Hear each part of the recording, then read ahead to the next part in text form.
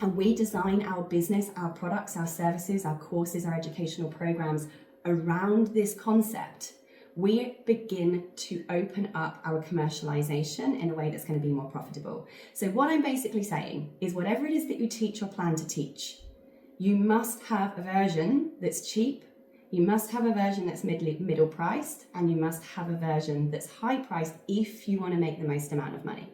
Now, I'm certainly not saying that you must in terms for your business to succeed. I want people to pick things that they enjoy delivering. But if you were to have a version at each of those levels, you are going to enable those that simply will never have the money to still be able to work with you in some way and get your help and support. You will also be able to give those people who only want the VIP experience that opportunity too. You're not missing out on any potential income from these marketplaces. Interesting. Now, let me just point out that this can be the exact same topic. I have tons of free stuff on how to commercialize your knowledge and create courses and memberships. But I also have loads of cheap stuff. I've got loads of workshops that are under $100 for people who are down here. I also have versions of my programs that are between the $300 and $500 mark that would fit in this mid-price range.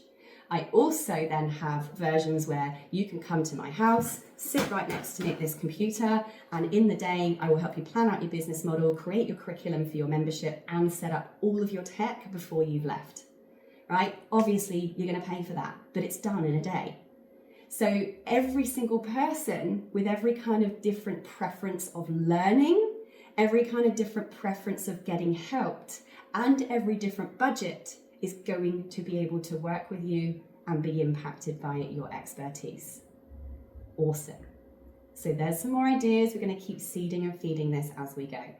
So the next part of this model is, okay, now we know that, now we understand that we could create different versions of the same topic, of the same teaching, but at different depths and different levels of input from you.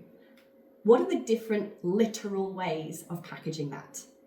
Now, on here are a load of different examples, and what I am not saying is you have to do all of them, okay?